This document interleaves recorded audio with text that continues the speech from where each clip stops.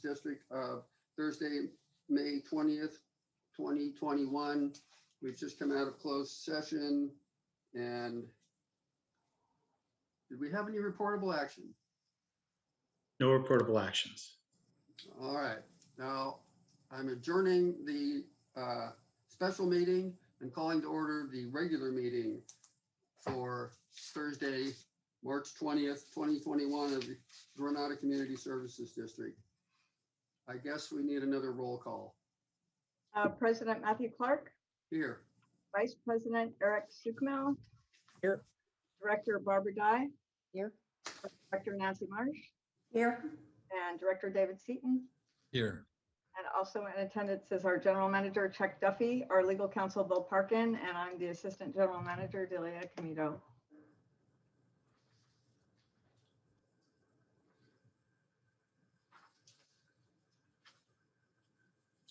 Okay, general public participation. Would anyone like to comment on any items not on the agenda tonight?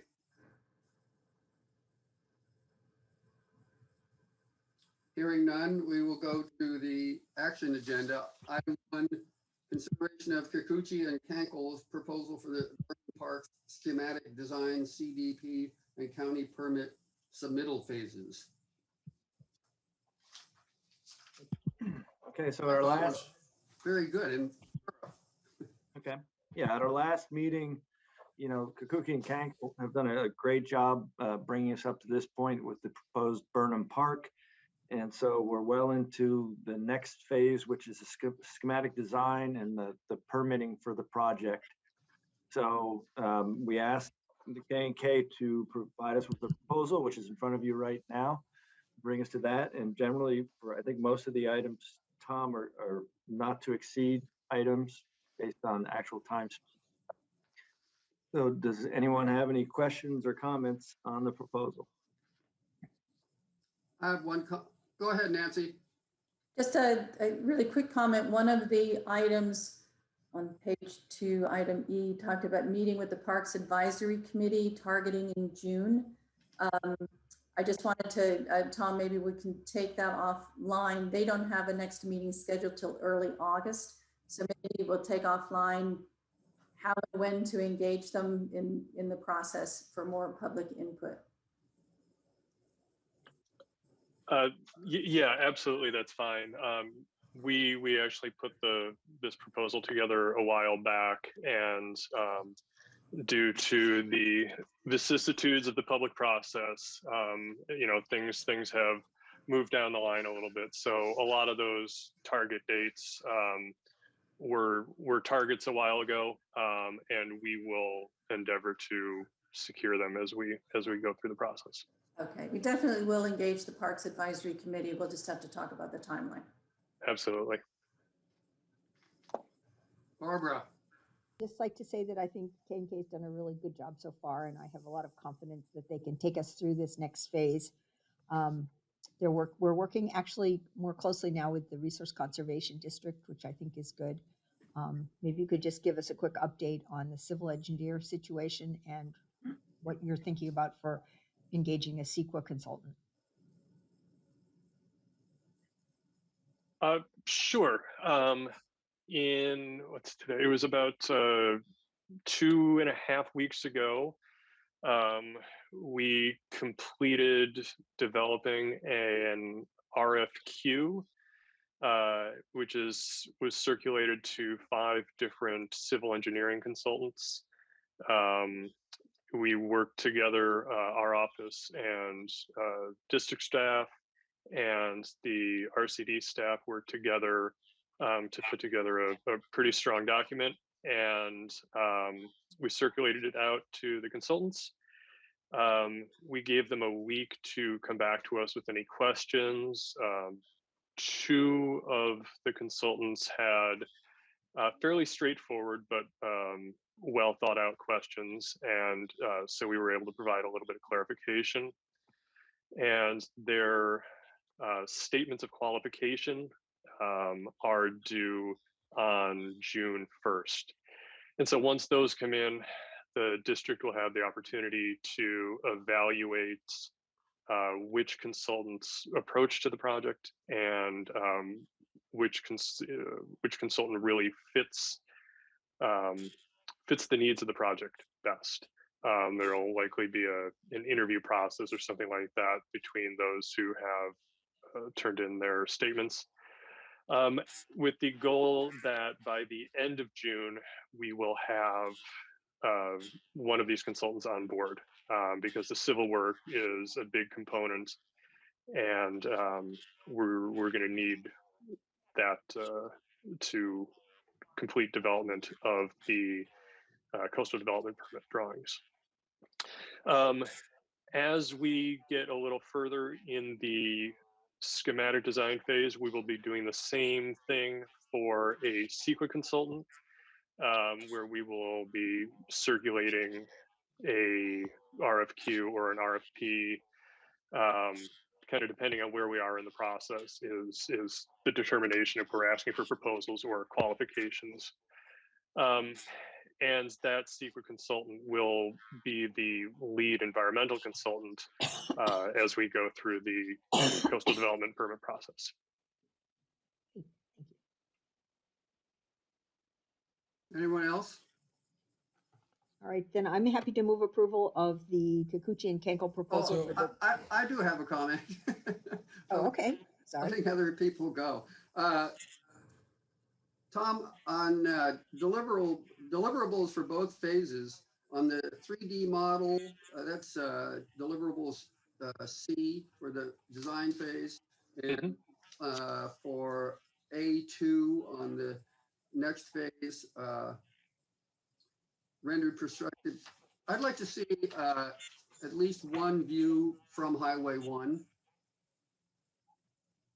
And I think, because I think locals like to see that as well, and perhaps the Coastal Commission as well. Sure, that's not a problem. The advantage of building this model is that it allows us to take snapshots from all different perspectives. We can rotate all across the site from different elevations and different points, and we'll work with the board and with the district to determine, you know, the right angles and the right views to do the final renderings. Great. Thank you. So my only comment was just looking at the totals, you know, nearly 150,000 to do the total schematic and coastal development permit. You know, what was the initial contract amount that we've had? The first contract amount? You're asking me. We've had several we had initial contracts and then supplemental for each of the 3 previous phases we've gone through. I don't have the contracts in front of me right now, but I'd have to get back to you.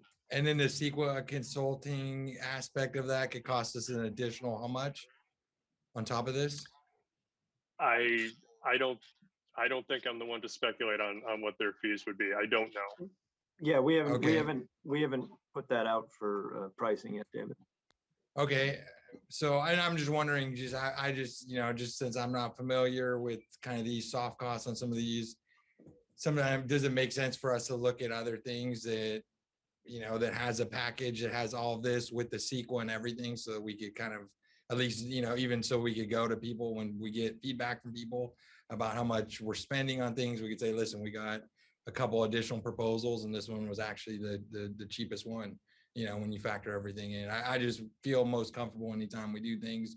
You know, a lot of times it's what you find out, you go get other bids and you either can't get people to give you back a number or you know, whatever, but it just that peace of mind. I'm wondering if anyone else feels like, just so that we go to the public and say, hey, it's expensive when you're looking at those numbers. You add up everything, it's really expensive, but along the way, we did look at other options and it would have been more expensive to go, you know, another route. So that's just my personal feedback. I mean, you know, a big C&E firm that could provide all these services would, I don't think, be cost competitive, just based on K&K's rate structure versus would rate not. structures at a large construction civil engineering firm that might be able to provide all this in one stop. Eric, did you say they would or would not? I'm sorry. I It would didn't hear. not. Yeah. Their rates would be higher. I mean, Chuck can tell me if he disagrees. Well, I was just gonna say that actually the Dudek model has hydro and engineering and environmental, and no, we would not be in this ballpark with our rates. We would not, yeah, my firm would not be cost competitive at all. So, I mean, I see this as, I mean, design and permitting is expensive. And I see this number as pretty reasonable for what we're getting. At least that's just my professional opinion based on my day job. And I'd also say that a new firm that comes in would have significant costs to get up to speed and so forth on all the knowledge base that K&K has developed in helping us create this plan. So that's something that's kind of built into the proposal. I'm just looking at the CEQA aspect because I look at that almost, that's such a big variable if that could all be packaged together versus, if we get other bids that had all that, it would be easier to justify kind of making a decision on everything if we had more information maybe. And did you say you already have somebody lined up or specifically, or that we've narrowed it down, or where are things at in terms of getting more numbers on what that aspect of it is going to end up costing us? Well, Tom has helped develop the Resource Conservation District and ourselves the RFP for the civil engineering. So we're going out for that. Once we get more preliminary plans, David, is when we can go bid the CEQA, because we need to know what we're going to be doing before we can bid the CEQA. So we just need a little more detail on the plan. Nancy, And we don't have ballpark that we can even throw. There's no We haven't range? sent anything out Yeah, okay. at all, because again, we don't have a plan to show them. We don't know what we'll be moving, that kind of thing. Nancy, I can't add anything on the competitiveness, but I was happy to have Eric and Chuck's professional views. But kind of on David's point, it would be good for us to just keep a running total on our park investment so that, I wouldn't expect Tom to have it, but we should have keep track of what we've invested in the park so far. I can go back and pull it all the numbers together from accounting. You have to I do mean, that that's for one, I mean, anyway. that's easy enough. I know it seems like one question Tom had is, do we want to treat basically want to know, Tom, do we treat this as a change order or do we treat it as a new contract, right?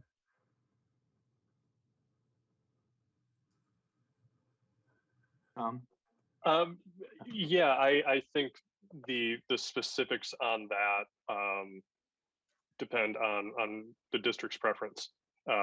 It doesn't matter to us. I think we've gone through 3 phases: original design, or conceptual design, preliminary work, and community outreach.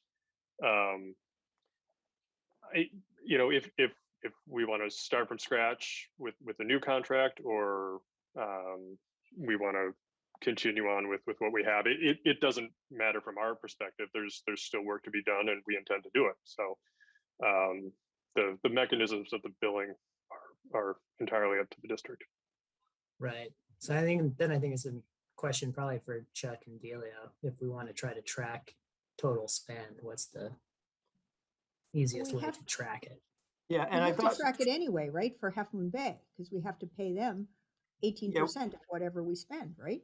yeah, So these we're tracking it. these are separate line items in our QuickBooks accounting software. And I think Tom and I have traded emails. It's been a little blizzardy in the past month, but I'm trying to remember what my response was. But I think we talked about just doing a new contract just because it's simpler, easier, cleaner. But like Tom says, it doesn't change the proposal or anything like that.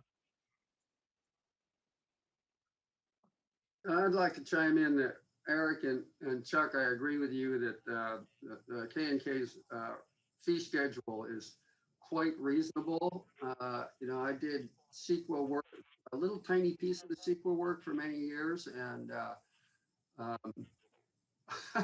numerous times we're told, you're only charging what? That's really low. We're going to charge X amount for you. And so that does happen. And David, there are firms that will promise you to do everything, but they will not give you a final number, and they will overwhelm you with caveats. So I think this is the way to go. Barbara. I want to just, I agree. You know, it's been a while since I had a whole bunch of consultants working for me, but I think way back then, 15 years ago, 20 years ago, they cost this much or more.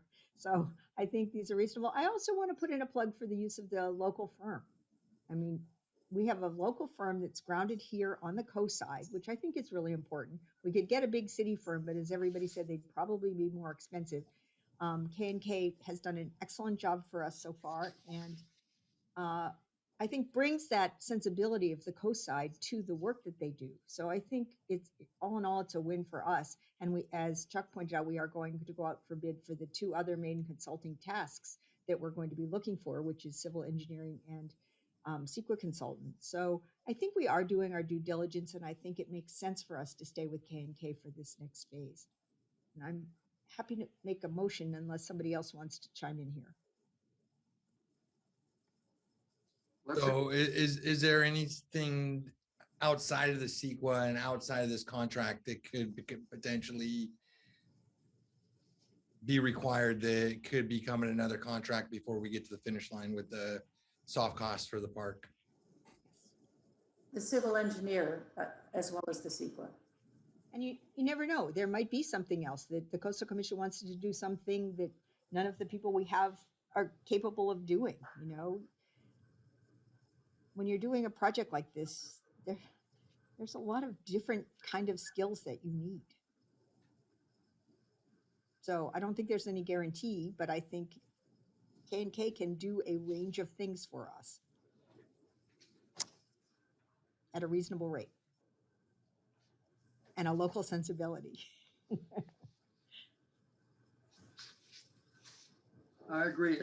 Unless there's more comment or discussion, Barbara, would you like to make your motion, please? I would like to make a motion to approve the Kikuchi and Kenkel proposal for Burnham Park schematic design, coastal development permit, and county permit submittal phases as submitted on the agenda today. A second. Thank you. Do we have any other discussion or questions? Hearing none, let's call the question, please. Okay, Director Clark, Aye. Director Dye, Yes. Director Marsh, Yes. Director Seaton, Aye. Director Sukamel. Aye. Okay, motion passes 5-0. Exciting to get this, keep this moving. Great. Thank you, everybody. We'll get to work. Yes. Thanks, Tom, for all your help. Thanks, All Tom. right. Action item number 2, report from the Parks Advisory Committee. And I think some other people are going to participate here. Rick, are you there? Get him.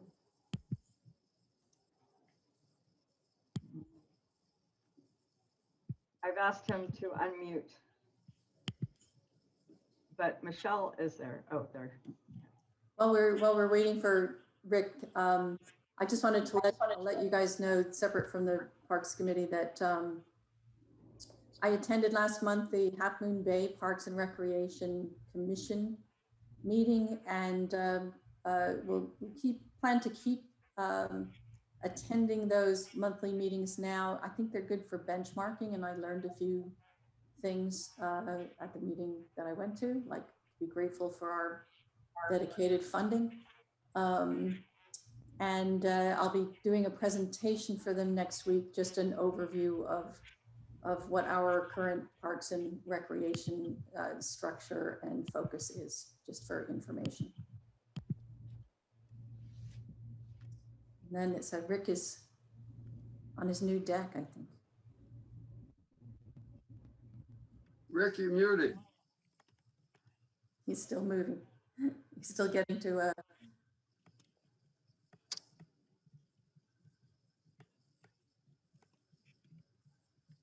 oh, you're muted. Yeah.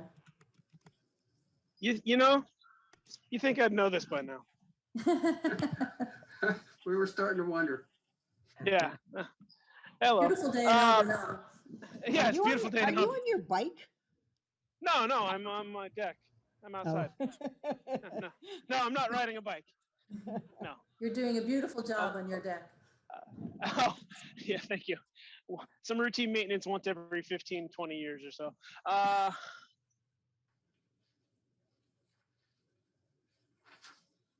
Oh, you froze.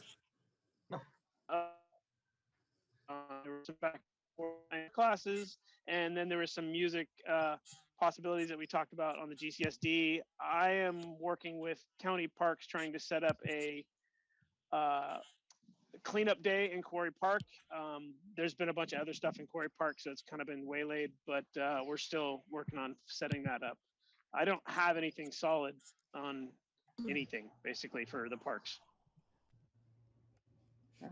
I think we missed the beginning of what Rick said, but PAC members are working on setting up some recreation programs. Pat asked me to mention he is setting up a CPR class, and Michelle and our new member Lyle are an initiative they're working on. Right. So Matthew said that I should talk about the music part of things now. So I sent an email to Barbara and Nancy about some pricing that Sea Hugger did, and we can approach this a couple of different ways. We can buy 50 bags and pickers. They're getting out of the 5-gallon bucket market because it's made out of plastic. So she's evolved to canvas bags. And her price point is like $27, per bag and picker. And that would be about $1,200 if we bought 50 of them. If we What's bought a picker? it's a grabber. Okay. Yeah. Thanks. In the garbage picker business, they call them pickers. Anyway, We should probably be clear, Michelle, that it's a combination Sea Hugger, clean up the Burnham strip, and mini skate ramp concert at the same time. Yes. Well, so how I pitched it to Michelle, because she does have stage 4 cancer, and didn't want to overwhelm her as I might do. I said, we have option 1. We could just pick up some garbage and go home. We have option 2. We could pick up some garbage and maybe a band will show up. We could have option 3, and we could pick up some garbage and have 3 bands have, food and beer and the whole shebang. So depending on your level of enthusiasm, I can do with 1, 2, or 3. If we do 3 though, from an equity perspective, because I got into thinking that I know that the Pillar Ridge Mobile Home Park is not part of our people, it's not our jurisdiction, but they're still nearby, and it would nice be to educate them on garbage pickup and enjoy some music. So I was thinking about teaming with Joaquin Jimenez, and the city of Half Moon Bay had a really great mariachi day maybe 3 or 4 years ago below the Johnson House. It was rocking. They had all these folklorio dancers and everything like that. It was fantastic. So I'd like to do that on one of the 4 days. I've picked 4 days, 1 in June, 1 in July, 1 in August, and 1 in September. Dan Littlefield from the False Bottom band has already said he'll take on the September date, and I just need the permission from you guys for a budget. And so I saw the cost of the bags. So basically, we would sponsor the pickup bags. We probably, if we needed 50, that would be a great thing. But I think we could probably store them in the pump house, and we may have multiple cleanup days in the park years to come. Yes. Can we get our GCSD logo in addition to the Sea Hugger logo on the bag? I will make sure that goes on there. Absolutely. Because it's it's $1,200 and we'll use them lots. Absolutely. There are some other things like, It might be a slight imprint charge on what she's estimated already. But of course, that would absolutely make sense. Sorry, I didn't even think about that. Thanks, Nancy. okay, unless Coastside Buzz wants to, kick in some, you could put a Coastside Buzz logo. Let's not get. We haven't spent any money on parks, so I think, $1,300 on. Right.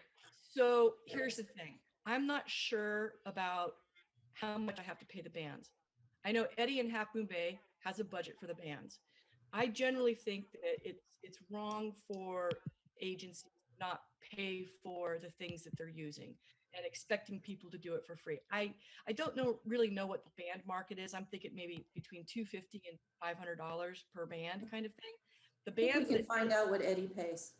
well, he's getting different bands. So, I mean, one of the side hustles I have is I'm on a Spirited Cause board, and we do a concert at the Legion every year. And, Brian Withicum, who's a local, he used to write music for John Lennon, and he teaches piano to Sheryl Sandberg. So he's a pretty high-end musician, and he's got this band called Deja Vu, which is what was that band back in the day? Anyway, it's a remake band, and they came to the Legion, and I got to tell you, after 5 bands, everybody at the Legion was on that dance floor. They were that good, but they charge like $3,000 to $5,000. I mean, they get paid by large cities to do like Road City to do their things. I don't think we need to get into that market. I think we have enough local bands right here that they would probably be happy with $250 or $500 to help them with their drum kit or their sound system. So the other thing that needs to be done is I cannot run a concert. We cannot run a concert unless we pay somebody to actually make sure that everything's taken care of. Now, I got a guy who can do that. I'm not sure how much he's going to cost. I think he's kind of been doing it for free, but again, it gets back to that point of we're trying to create an economy. So bottom line is if you give me $5 grand, I think I could take care of it. I'll tell people I have a budget. We need to give you a budget for all 4 of $5 grand for the summer concerts. There's one other two things that might be complications, and there are just things we need to from your original list, Michelle. One is, do we have an insurance issue if we have an event on the strip with a band? And maybe not. We've got a skate ramp, so what's a band? And the other is, that was important, Michelle's proposal said, and we should get a couple of porta potties at least out there on the day that having it done, which I think is okay to rent for a day. I would just want to make sure, Michelle, they're locked at night. Okay. The other thing is I'm negotiating with Dan Littlefield from Hop Dogma to have Hop Dogma beer. So my feeling is that they will get the alcohol license. I don't think we have to, but if we do need to get an alcohol license based on my yacht club experience, is you can get a $25 for the day public alcohol license through GCSD if we need to do that. Insurance, I don't know about that. So that's one of the pieces of the puzzle. I'm not sure if I want to put the band on the actual ramp. I have to negotiate with the bands as to where they want to stay. I'm considering facing the bands away from the neighborhood. So that's the noise is one of the things that I'd like you guys to think about. I think that most people will be like, oh, it's really cool. We can hear live music from our house. Yay. And there might be the one person who isn't. Not into that. So if we can face the band out towards the ocean and have, most of the people, facing towards, El Granada, I think that might work. Aesthetically, I would prefer to do it the other way around, but actually I think the amount of space that we have on the west side of the ramp is actually better for an audience and also better for sound. In terms of putting people on the ramp, I'm going to have to talk to the musicians. At the worst case, I'll spend maybe $300 or $400 on building a 2x4 plywood ramp that they can, a skid that they can stand on that's off of the ramp. I think you probably rent a riser or borrow it from Coastal Rep. Rent a right. Nice It's idea. called a riser, yeah. Rent a riser. Of course there is. So does All right. anybody have So any at questions? this point, what you just need at this point is, can you have an overall budget that lets you keep exploring and designing? And would there be anything else you would need, like any type of security, any type of fencing, things for parking control, other type of things like that that would be taken care of within that 5,000, or that we might have to look at covering in addition to that? I think in terms of parking, I think a lot of people are going to walk, because this is really, all of the dates are designed for local people. They'll walk on their little bike. People, I mean, it's going to be a weekend, so there'll be some parking. So I think what will happen is, these are all set for Saturdays. We'll just come out there like at 5 o'clock in the evening on Friday, and maybe yellow tape a little bit of space where people can put their chairs and stuff like that. And I'm hoping also, the other thing in terms of the $5,000 is I'm also going to get a banner. I'm going to get a banner that puts all 4 dates out there, tells people what's going to happen. You know, if Hop Dogma's hopping on board, I'll have their logo on there. If, Breakwater Barbecue. Breakwater, yep, exactly. Our logo will be on there, et cetera, et cetera.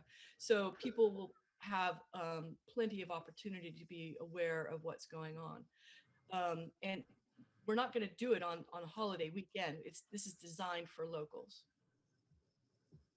Okay, Michelle, I love your enthusiasm, but we absolutely have to have a proposal in writing. I gave it to you. I emailed you. She has sent an email to Barbara and I with the list, but I think keep fleshing it out with the budget.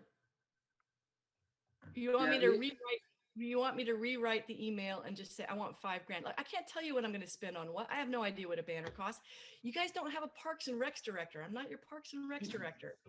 I can do a few things, and I can do them fairly quickly. But just give me I'm a business person. Give me $5,000. Matthew, she did send a list of all of the items that I think I just did. I came mean, to if you Barbara guys and want I. to massage that so it fits your needs, that's great. But I think I've covered everything. I can't spend too much more time on this. I do actually have a job. Can I just make a suggestion? If the board wants to approve her budget, is it possible, Michelle, that you could submit it through me and I could just, as long as I have a receipt and it's, seems legit, Oh, yeah. I can pay the bills, I can pay everything. We have a district credit card. However you want me to do it. Okay. So I can work with Michelle and we can work something out, maybe come up with a proposal. If the first event isn't scheduled until July, we can bring it back at the next meeting, a little bit more put together. Okay. Okay, And so the first date is June 12th. So we need to make a decision is, do we want to just aim for July and forget June? And I mean, I'm not a person that really needs to rush. I mean, I can rush, but I don't like to rush public agencies. I find that's probably not the best approach. I would like to hear our general manager and our council weigh in on this. I'm sure they have concerns. Well, I was actually going to ask Bill, I'm not real familiar with the county permitting process for live events and whatnot. And I don't know if you are, Bill, but especially if district funds are going to this, we've got to figure out what that permitting process is. Yeah, we do. And, some jurisdictions don't have vigorous permitting processes, but I gotta imagine San Mateo County may. So maybe simplistically, the first thing we do is touch base with Nick Calderon tomorrow. And He's on leave right now. He's on paternity leave. Maybe we can touch base with Eddie Bealey at Half Moon Bay Rec, since he's setting up music at MacDutra Plaza, and in Carter Park, he's doing outdoor concerts. But he's city of Half Moon Bay, so Yeah, that's true. I'm sorry, you're right. Won't be affected by he's county his own permitting. That's a really good point though, Chuck. Yeah. I'm sure if you go to the county the website, they will tell too. you who to talk to for permitting. I mean, you can't walk across the street hardly in San Mateo County without a permit. So That's right. We'll figure it out. I would like to express general support for this, aim for July and bring back some more details in June to us. I mean, it just seems like there's a lot of good ideas here. I'm very supportive of the concept of having some events, but we have a huge agenda tonight, and I feel like trying to figure it all out during this meeting doesn't make a lot of sense. So Sounds good. if we can I've help. had my say, and I think we'll take it from here with, I'll follow up with Delia. If that's okay with you guys. Yeah. It's a round number without having to vote on it, around 5,000 for summer recreation, a reasonable number. Cool. I'm okay with that. I'll work with Delia to bring something up. I'd like to see more detail, but yes. Okay. Thank you, Thank you. Michelle. Night. I mean, I'm still here, but for now. I'm glad you're okay, by the way. Yes, I was Crystal going to say that butterfly. too. Yeah, crazy. Thanks. Thank you for all that. Thank you, Rick. Well, Thanks I for didn't all do your much. work on this. No, no. Okay. Anything else on Parks and Rec? I think No.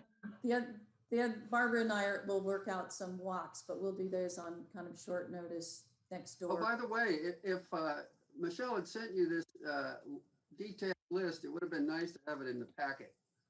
Yeah, it just came to us. Sorry.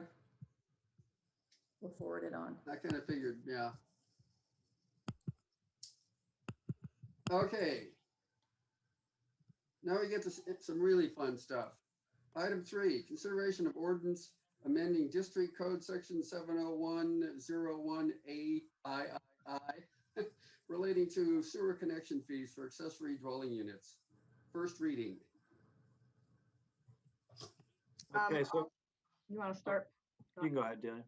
Well, I was just going to say, this is coming from the March 18th board meeting. If you recall, there was a customer by the name of Mary Dupin who was asking about, asking the board to review the fees for an ADU. She had a 496 square foot ADU she was building on her property with an existing residence. And the board agreed to drop the already reduced district fees from the 50% of a standard single family dwelling down to 25%. And our counsel, Bill Parkin, had looked at the legal aspects of it and felt that we could produce this ordinance, which would have to have 2 readings and then would become effective 30 days after the second reading. And that we could make this retroactive. Ms. Dupin's permit has been issued. It was issued actually in March on the basis that she would get her fees, half of her fees refunded. We're looking for board approval on the ordinance code change. Any more comments or questions about the ordinance itself or the process? Nancy had some, I'm sorry, go ahead, Barbara. No, I was just going to say, Nancy asked some questions and I appreciated those answers because I was a little confused myself. So maybe just briefly explain that. Nancy, thank you so much for looking at it so closely. My question was whether whether we should have a size limit on the ADU, because if you have a really big lot, you could build another house and call it an ADU. I remember David referencing 850 square feet for a small one, and I think it was something from state information, David, or county information, and 1100 being a large one. So I asked Bill the question on that, and the answer was that there's limitations in the county permitting process on the size of the ADU that are sensible. So rather than make our resolution complicated, we could leave it as is. Okay, good. Okay, who wants to make the motion? I Was shouldn't make that. my only question was just looking at it, it only applies to R3, so wouldn't, if everything else was the same, but it was R2 or R4, it wouldn't, it would just R3 is the only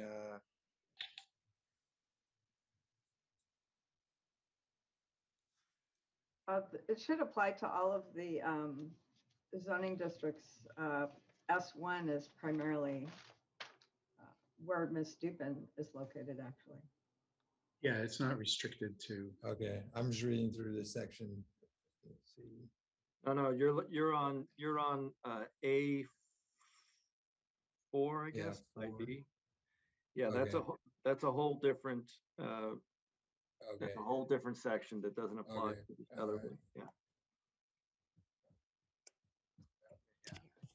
Okay, do we have a motion to read the title and waive a motion? Does this take 2 motions to read the title and another one waive the reading? No, one motion's fine. So moved.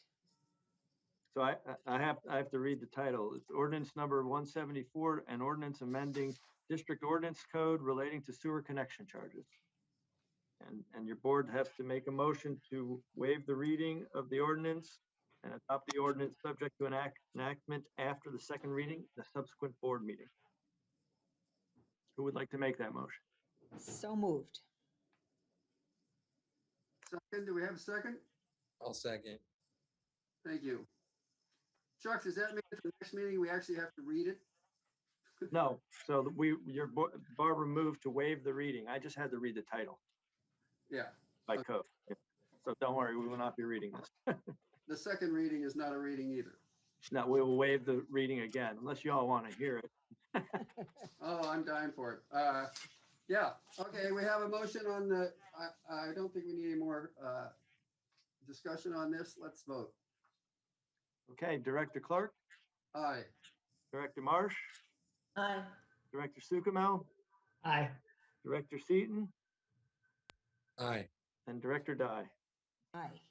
And I like the fact that if you build an accessory dwelling unit within your house, you don't have to pay anything.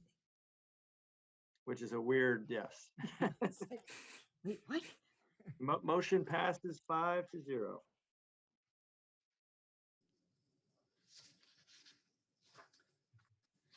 Okay, now we will move to item number 4, consideration of potential increase in sewer service charge rates for fiscal years 2021, 21, 22, 22, 23, and 23, 24. Okay, so as we've reported at a prior board meeting, we have hired Bartlewell's Associates to prepare a sewer service charge report and potential rate increase, and I think we're going to have one. Your board has also previously directed us to take the $200,000 or $200,000 of the property tax we received. Hang on, Delia, can you mute that person? Take the $200,000 of the property tax we received that we have applied previously to the sewer side and to put that on the Parks and Recreation side. So because of that, and amongst other things, Sam's CIP program, as I point out in my agenda memo, our ongoing capital replacement program, we're replacing the aging sewer mains or sewer mains in the district. We will most likely be looking at some kind of sewer service charge increase over the next 3 years. There's some districts that do this over 5 years. I don't like to do that. I don't know what will be happening 5 years in the future. 3 is a shorter time frame. I think it's better to look at. So what I've prepared for your board is kind of a very simplistic, straightforward look at what a sewer increase might entail. And I've used 8% over the next 3 years, 8% per year over the next 3 years as kind of a starting point. There's a lot of different ways you can do this. You can institute this year, and we're going to have to hustle a little bit if we do it this year. We can institute it next year. Different boards have different tastes. Some boards like to increase it 20% in the first year and then have smaller increases after that. Some boards like to smooth it out like I've shown on the attached spreadsheet in your agenda. So I just wanted to get a flavor from your board before we bring out Bartle & Wells' final report of, does this look palatable to you?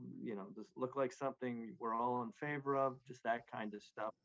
And once I get input from your board, I'll bring that back to Bartle & Wells. They'll finalize their report and we can go forward. Chuck, how much is the 8% a year? How much of that is CPI? I've included a 2% inflation rate, which is a little low. The prior year was 4.1%. So that's included in that. That's why I say, Matthew, when I do this stuff, these are big picture numbers. You know, I'm not going to be able to predict exactly what inflation is. I don't know how it'll affect, you know, inflation in the general world doesn't necessarily affect our expenses. You know, in the past year, gas was up 18%. Well, that's part of CPI, you know, general CPI, but it won't affect us in the district. It will, however, affect, you know, other services we might get and whatnot. So I plugged in 8%, you know, I've got an interactive spreadsheet. The 8% I'm showing you on this keeps our reserves in the mid to low $3 million mark, which is a healthy reserve. And I think it's good to keep it somewhere near there. You know, if we dip down below 3, that's fine. I think a previous study that had been done by Wilson Engineering put our low reserve level at about 2.6, as I recall. So, you know, optimum was maybe 3.2. The low was 2.6 in reserves. I feel comfortable with that because at the end of the day, what you want at a certain point in time is whatever your operating income, if you will, is, it covers the expenses of your capital program. And our capital program over the next 3 years is going to be about aside from the Meteor Creek project, which is a little bit special project, it's going to be about $500,000 a year for Sam's capital projects and $200,000 a year for GCSD's capital project. So we're in the $710,000 a year number. So. Hey, Chuck. Yeah. On those capital costs, are you accounting for how much construction costs have run up in the last 6 months, given well, I don't know, whatever's going on? Yeah, we actually, you know, construction costs have gone up, but we've gotten some good bids recently up here and down south. Not great, but not as much. You know, gas prices do affect that stuff. Just in the last 3 months, Eric, though, the material stuff has just gone crazy. You know, lumber prices have gone up 35%. Yeah, I know. PVC. Yeah. You know, so I know precast concrete is like get on the list and maybe you'll get something in 6 months if you're lucky. Right. You know, I had the guy who was doing my fence in my backyard. He said he was lucky he got enough wood to finish it. So, yeah, so we're at that. That doesn't really incorporate that, but that's why I like having a little fluff in the, you know, I've had a couple other districts where they've gotten the reserves really low. And if you get a couple things like that where prices increase $100,000 one way or the other makes a difference over an overall budget. So I think I'm comfortable, you know, anywhere from 2.5 to 3.5 million in reserves. I think that gives us enough cushion either way. And that's why I don't look out, you know, past 3 years because we don't know what'll happen. And again, this is just for your boards. Look, you're not, if you want to approve moving ahead with this 8%, I'll contact Bartle Wells. They'll bake it into the report and we'll bring it back to you. If you would like to do it this year, do the increase, we will have to have a special meeting and we'll be tight. But we'll still be able to do it, but we'll be tight a little bit. So we're not scheduled for any increase this year? I thought it was only 2 years ago that we did a 3-year increase. No, we did a 3-year this year. And so we're at the third year of our increase. So next year there would be no increase. We'd stay at 580. And again, we've got healthy enough reserves that we can do it, you know. Can you share screen and show the map of the sewer rates in the area? I was just looking for that chart and The chart of the sewer rates? Oh, probably. Yeah, I mean, I think it's really important to tell the community that this is not something that we're doing just because we want more money. It's because we really have a whole lot of construction costs coming up. Between Sam is doing a lot of upgrades to the plant, which have been deferred for more than 20 years plus. I think at some point fairly soon, they'll be restarting tours and people should see um, the state of some of the materials there. And they're also making a lot of changes in improving the stuff that affects us. There we go. Oh, we got Eric. Okay, thanks, Eric. I spend many, many hours a day on Zoom. Zoom. Okay, I'm off, so, all right, Eric beat me to it. Okay. Thank So you, Eric. this is the chart that shows where we are based in the county, and you'll notice that the two of the ones that are lower than us are not in our county. And Bayshore is a tiny little district in the north part of San Mateo County. So at this point, we're the second lowest in the county. And if we do this change, we will move up to the level of what, Redwood City? We'd be the same as Redwood City. And not on this chart is Half Moon Bay, which is up in the $1,000. Well, wait, it's $1,000, but I guess it's in the $100 range. Yes. Right now, Half Moon Bay would be about $72 a month, but they would keep going up as we go up, so they would be $30, $40 a month more than us.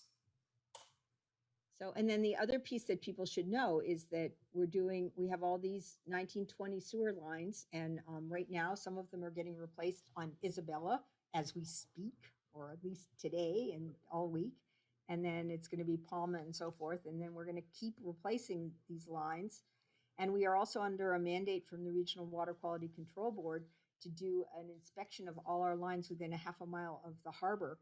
And we may be forced to replace even more of those. So in order to maintain the system, we need to keep doing our job and making sure that we replace things as needed and take care of the infrastructure that makes all these things happen. So while it seems like hard to, go up 8%, when you look at where we are and what other people are paying, it seems like a reasonable price for a really solid and well-run sewer system. Hey, Yeah. can I correct one thing, Barb? Everything you said was great, Barbara. I just want to correct one thing. If we do 8% annual increases, by year 3, we would be between Daly City and South San Francisco in the $60 a month range, not at the Redwood City number of $81 a month. No, I was misreading it. Okay, good. Yeah. So it's cheaper than I said.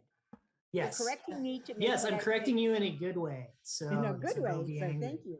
And even then, we'd be cheaper than Half Moon Bay is today. And we also have to note that a lot of these districts are just like us, considering how much they have to raise their rates. They're all going to be raising their rates right now. Yeah. Yeah, I did this same study back in September, and this is the same result I got. Only Bayshore Sanitary District was lower than us, but I didn't do any outside the district. And there were some that were flow based, which I didn't know what to do with that. Those are the green ones. It makes it tough to benchmark, and I'm sometimes somewhat loath to make comparisons between districts because some of these districts have huge economies of scale. Obviously, we've got 3,200 connections. I don't know how many Redwood City has, but I'm sure tenfold that. So there's differences there. But on the coast side, certainly comparing to Montara and Half Moon Bay, yeah, we've historically been lower, and we will still be lower. Even with any increases we do, substantially lower. Half Moon Bay is over $1,000 in the next couple years, and they keep going up for 5. And we would To be no longer fair- then be subsidizing with the property tax, which we really shouldn't have been doing according to the state anyway. And Right. can you make the explain the assessment district payback that stops that's $300,000 a year we're going to lose? Yeah, so that's I'm that's in year 22-23. So we had the general district had funded and fronted money to the assessment district when it was formed to fund the reserve account and a few other things. And they have been paying us back over time. As we've talked about previously, the assessment district, the payback of the bond section of it will be over.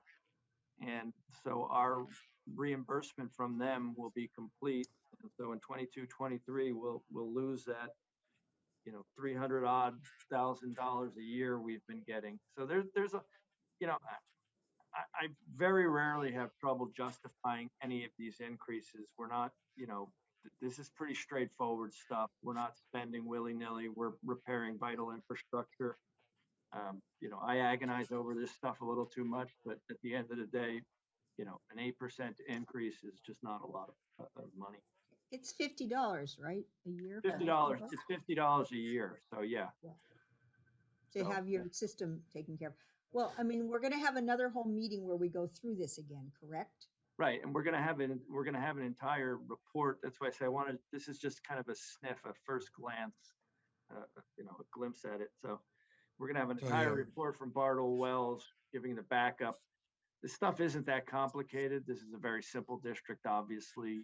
Some of my other districts have multiple pump stations, older lines and things like this. This is pretty straightforward. Our biggest CIP component is SAM. Our biggest O&M component is SAM. We don't have control. That's 75% of our budget probably is payments to SAM. So, as they go, we go on that. So, yeah, You need a motion on this or just a? my only comment would just be just looking at it, just so we, anytime we look at this, I think we definitely have very old infrastructure that needs to be updated. So we got to look at that. I just think anybody that knows the peninsula and you look at this, it pops out to say every one of these agencies is, doing larger volumes, is serving more people. And it's so perplexing that we have 4 agencies, if you really break it down, 4 cost centers, that you have Montera, you have GCSD, you have Half Moon Bay that has cost, you have you have SAM. And it's just perplexing to me that every one of these cities has figured out the economies of scale of what you could do. And then on the coast, we can't figure this out. The only thing that, besides lawsuits, everything else, it has to be said that if you look at this chart and you look at that, that makes absolutely no sense. There should be one line item that says coastside sanitary. That we have to figure this out. That's way too much money. And I hope someone out there is listening to me. Somebody, please, because this is bad government. That's my comment. Thank you. Actually, you have to look at that chart and realize that our rates are lower than all those big places with all that great economy of scale. And I'm just saying on a greater scale for the coastside, it's not an easy solution, but I just hope that there's somebody out there that could be saying there is a better solution than. And the better solution would cost everyone in El Granada 50% more on an ongoing basis at minimum. So it would raise everyone's rates almost, in some cases, almost double if we did that, David. But yeah, I mean, I think the long term So initially. I don't see how you think that's better. I think short term there could be some of that, but long term, if you look at the cost savings of 4 agencies and how that integration over time, there would be so many synergies that would happen, over the next couple of years as things happen. So I just think that at some point there needs to be, I hope that we're looking, because when I see this chart, it's crystal clear to me that every other one of our neighbors has figured this out over time. And we're comparing ourselves to all these other agencies, and here we are. At the low end. Yeah, it's running things economically. as a coastside community, I would like somebody to redo that chart as a coastside community, what we pay, and we're off the charts. So We that's pay a what lot more. we're off the charts. If you add up the coastside community as one community, what we pay for sanitary, we're off the charts of this chart. We're not at all. Yes, we Not at are. all. We are No, off the He charts. doesn't mean we GCSD. He means Yeah. I'm saying collectively. mid-coast. Yeah. Yeah, all 4 he's agencies. still not right. And No. that's just, that is Except what it for is. us, And except for Yeah. GCSD, which pays much less. No. yeah, and that's And- why and I'm again, frustrated. I don't like yeah. to. I don't like to compare small. Even if we all combined magically into one district, our average sewer rate would be something like $900 or $1,000 a year, which is well in line with these bigger cities, which allegedly have economies of scale. And as my favorite economics professor taught me, there's economies of scale, and then in chapter 2, there's the diseconomies of scale. So Well, Well, Well, I everybody mean, knows, correct me if everybody I'm wrong, knows, Chuck, but it costs the everybody same knows amount that of money to government run a costs sewer go plant no down as matter where you are. governments get bigger. Right, it does, yes. Wait, Eric. Eric, what did you hear? I wanted to hear what you said, Eric. I said it costs the same amount of money to run a sewer plant no matter where you are. No, I it mean, doesn't, because you're talking times 4 versus you could just have times 1. No, the You have sewer- one sewer plant, and you don't, I mean, that's a and I great don't wanna- example to I don't wanna- prove. Okay, okay. So, wanna but when you make jokes like that, I do get mad. Enough. This This is is- millions of dollars in waste every year. So don't make jokes about millions of dollars in waste, because this is always done year after year. When we get on these big budgets, let's just joke around and let's laugh about it. But it's waste, and it's not just us, it's every agency can't come together and say, dude, we're one coastside. Let's do one coastside sanitary, and that money can be put together in so many other uses than the residual waste that happens year after year after year in perpetuity with no end game. We got no 20-year plan, 30-year plan saying, guys, we're all one coastside sanitary. Let's figure this out long term. Maybe it will take us 50 years. But in 50 years, let's have a plan, guys, where we're all on the same page. Because when you put all 4 agencies, the cost on that chart that I just saw, coastside sanitary cost for residents is off the charts when you factor all that in. You're done. That's You're my done. comment. How many people here have to tell you that you're looking at the chart and you're drawing exactly the wrong conclusion before you hear anybody? I'm talking about government waste. We are not talking Moving on. about this. That's not the topic. Chuck, what It do you need? absolutely Do you is. need And more direction, or can you just go with where we are? No, we've got 2 choices, and I'll have to apologize. I have too many districts. I get them mixed up. I always assume we have an early August meeting, and we don't. We have a late July meeting. So looking at the numbers at 45-day, we're going to have to, if we go ahead with an increase, we have to do a Prop 218 notice to all the customers, which is a 45-day lead period, which, doing my math, gets us real close to that July 15th if we can get this thing out. So, but I think we can make that. So if your board wants to go ahead with the 8% increase this year, we can push hard to get that done. If not, we can leave rates where they are, and we'll just do a larger increase over the next 3 years. That's up to your board. If we were to vote tonight to start the process, and then we had our public meeting, and could we change our vote, stop the process? Yes, you can stop the process at any time. The real issue is it's May 20th today. So we have to produce a Prop 218 flyer, which shouldn't be that difficult because I did one 3 years ago. We have to do a Prop 218 flyer, and we have to get it out within the next week and schedule a public hearing for July 15th. And Bill and I were already talking about this earlier. We both have conflicts on July 15th. We can't do it in August, so it would have to be then. So it gets real tight, is what it does. I think it's real tight, and we haven't seen the full Bartles report yet. Yeah. So my inclination is to not try to stuff it into the next 45 days and do it this year. I would like to see us eliminate the property tax subsidy in next year's budget, but if we wait another year for the increase to go up, I think that's fine, and it gives us time to see the full report, take our time with the communication, and hear feedback. Yeah, and my spreadsheet does show losing that property tax next year. Next year, yeah. I mean, and from a reserve purpose, we don't need to be in a rush, do We're we? not concerned. No. Yeah, I don't want the public to feel like there was not the opportunity to comment and weigh in. And so I think fully rushing it informed. tonight. Yeah. Okay. Chuck, didn't you say we have to give Bartles a figure before they can finalize their report? Yeah, we have to give them a figure, but if you want to kind of step back and do it this way, which I would probably recommend. I don't like rushing this stuff either. It is rates increases. we can do an interactive thing. Like I said, I could pull up an interactive spreadsheet right now, but what they'll do is they'll produce their report, bring it to your board meeting, discuss the assumptions in the report, kind of go through the whole rigmarole. And then your board can take a look at it and say, yes, 8% is great. No, we feel more comfortable with 10, or 6 is better, whatever it may be. Okay, Okay. that sounds good. Okay, so I'll just prepare the budget with our steady state sewer service charge for next month. And then, we'll put the report in place and go from there. Thank you. Okay. Thank you.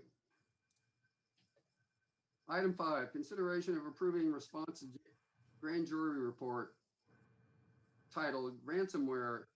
It is not enough to think you are protected. Move the staff recommendation. The staff recommendation was that we approve the letter that they have Correct. created, which I did read and I thought was fine. Okay. And just so you all know, I've been talking with our Dudek IT people to actually put this stuff in place. That was my only question was, do we have an IT department, but it's Dudek's IT. Right? Yeah, I just called my guys up and said, hey, here's our system, here's what we use, and they're looking at it. Is there we don't have a computer system that runs our system that No. is so, yeah. I mean, this is something. Yeah. Well, I won't say where all our files are, but Our email could get, I think our that would email defeat and our the hard purpose. drives could get compromised. Right. We've got backup systems and things like that. Yeah. And this is just sort of a generic thing to that we have to say, yes, we're going to pay attention to all this stuff. Yeah, we're This letter required does by- require approval. Yeah, we're required by state law to respond to their questions and their findings. Just remind Delia and Nora every year to not click on any links for phishing emails. I know better. Now, Dudek actually sends out fake phishing emails, and I always enjoy finding out. Oh, it's you. Yeah, we get those too. And we actually got ransomware last year. So Oh, you told Really? me that. Yeah. yeah, it's no joke. Yeah. I remember that.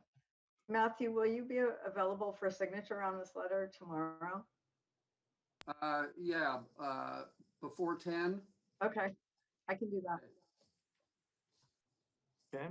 And I think Barbara, you make a motion to approve sending the letter. Yep. Staff recommendation. Do I have a Second. second? Okay. I'll call the roll. Director Clark, Aye. Director Marsh, Aye. Director Seaton, Director Dye. Hi. Who did I miss? Director Sukamel. Aye. Motion passes 5-0.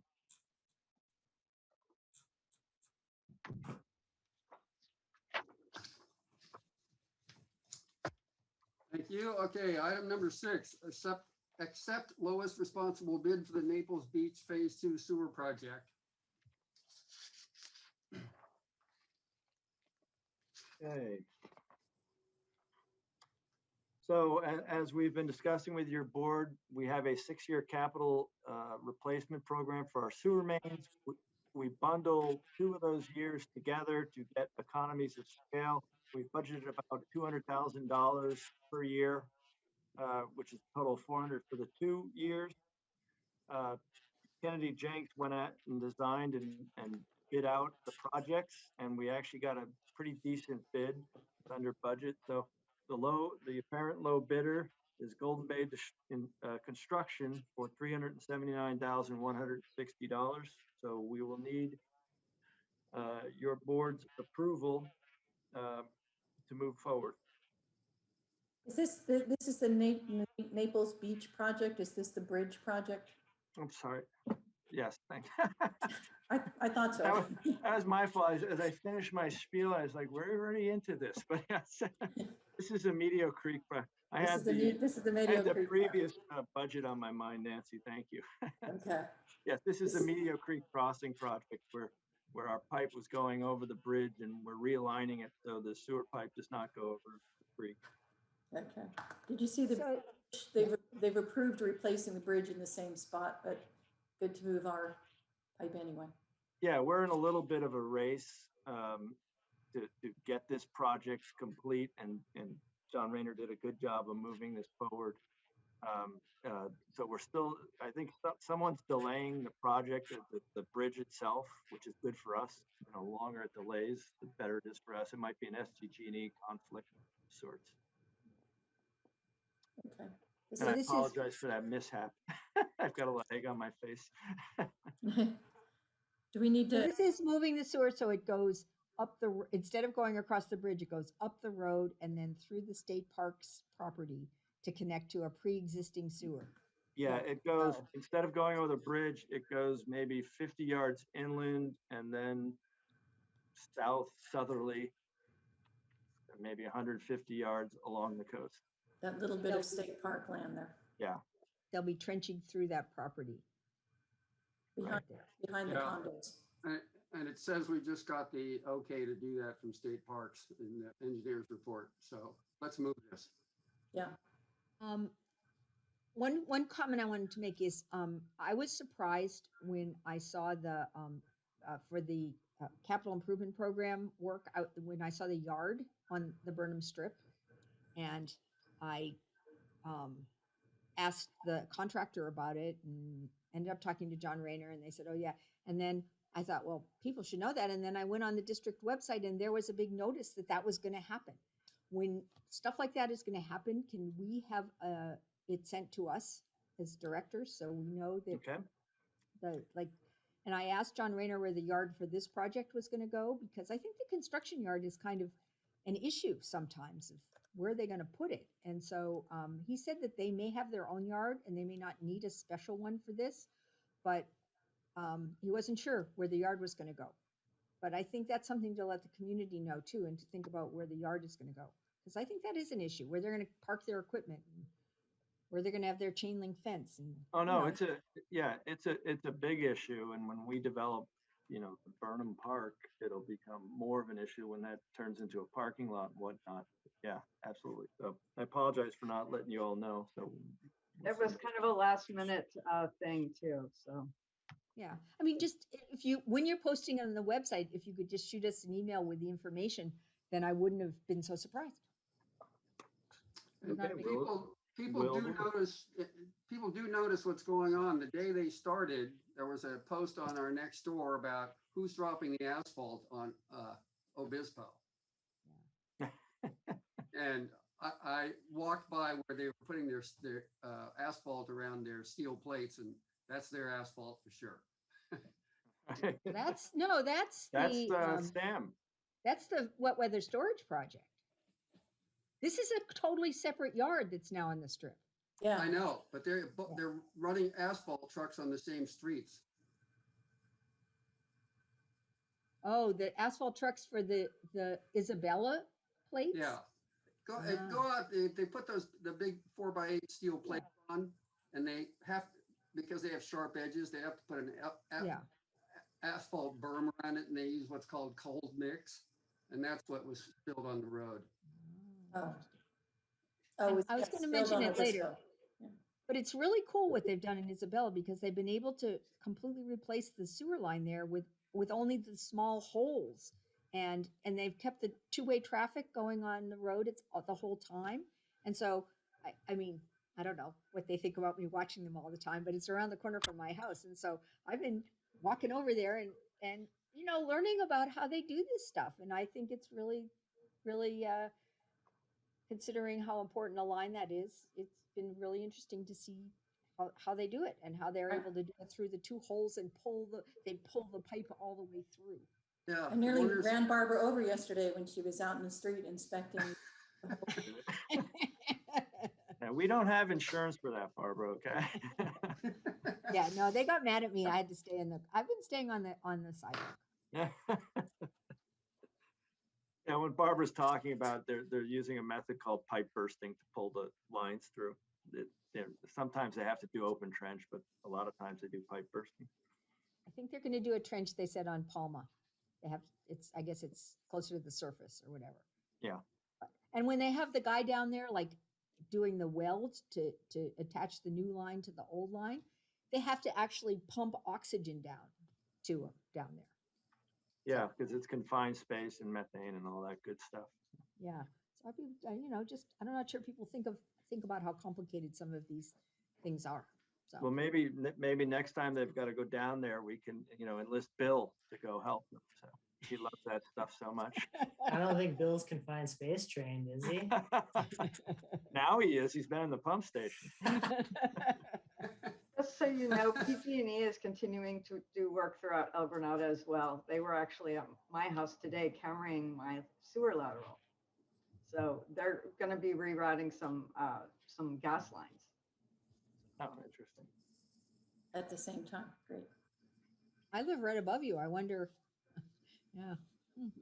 Wow, no wonder there's so many USA marks all over the place. They're everywhere. Yeah. Yeah. So, does somebody else want to make the motion for a change? I'll move that this is to accept the Naples Beach Phase 2 sewer project bid as per engineer's recommendation. I'll second. Oh, let Eric second it. Okay, I will call the vote. Director Clark, Aye. Director Sukumel, Aye. Director Marsh, Aye. Director Seaton, Aye. and Director Dye. Aye. Motion passes 5-0.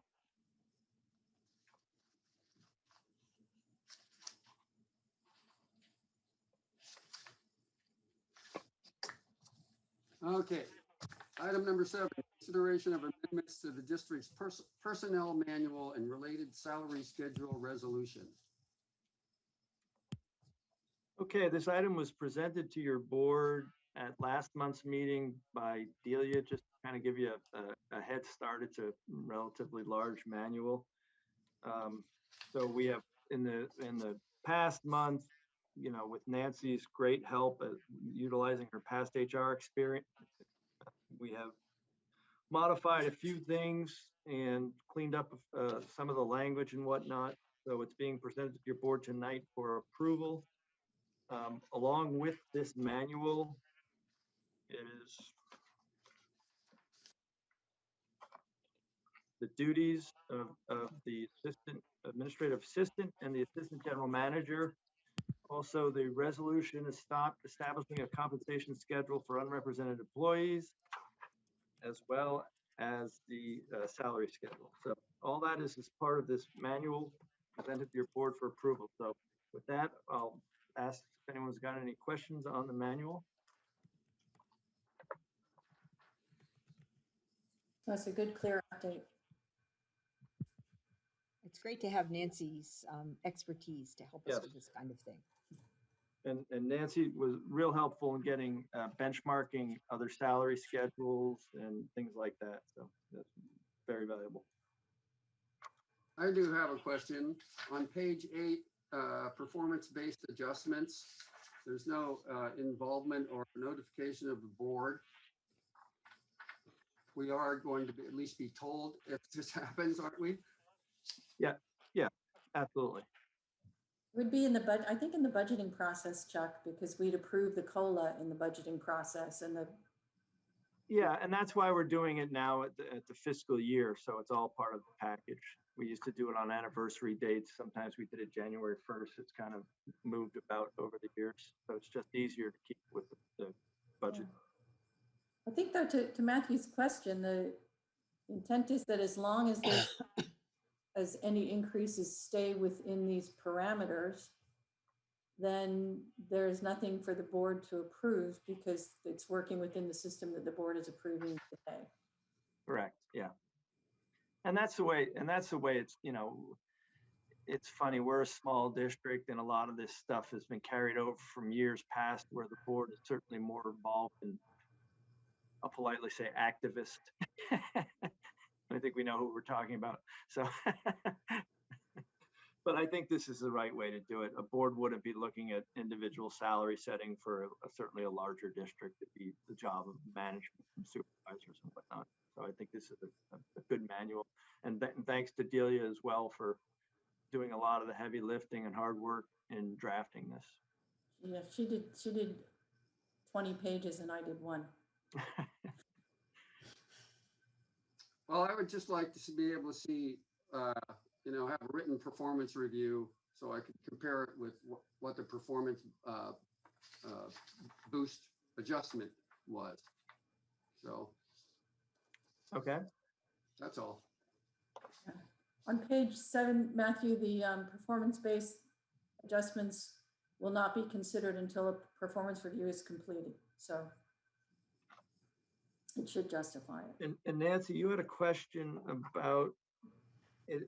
There was language in there that said it is the intent to conduct a review. I had changed that, but it didn't make it into the final thing. So it's not an intent. It is the requirement, especially that first line. The tie Instead to of the salary. So I'll make intent of the district is just the district will review employee performance. Right. Yeah, we had a couple. We lost a little bit of version control at one point in time. Yeah. And I guess, Matthew, just to be explicit, I think I'm disagreeing with you. I don't think it's the role of the board to oversee employee salaries and changes as long as they're within the parameters of the system that's agreed. I mean, it really should be the next level manager. We'll see them in the budget because we're going to see the budget of every salary, so we'll have line of sight. But I don't think you were implying an approval of them. I think you were just wanting to see them. Right. See the salaries. Yeah. Yeah. Right. Okay. Barbara. And I just, I understand that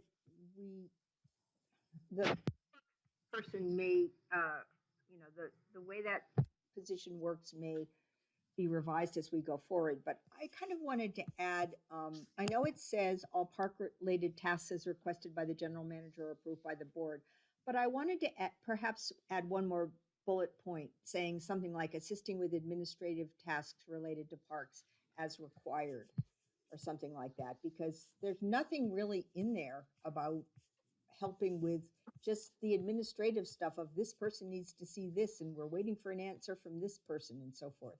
So I was wondering if we could add that as one bullet point on the responsibilities list. I'd like to point, I'd like to point out that I kind of formulated what the responsibilities would be, and so I didn't have a lot of assistance with that, but I tried to encompass all park-related things basically, so that could include administrative, just anything that has to do with parks was how I tried to encompass those things. But we can certainly make it more detailed as we know what to add in there. Yeah, so we'll just add that bullet point. And then I would like to just fix the like the verbs that start them. I'd like to make them more consistent. So, but that's just a minor clerical change. Would not change the substance in the least. Yeah, I thought I got most of those fixed, but I don't think I addressed it on the parks rec. Yeah, then that's ministerial stuff we can take care of. Yeah.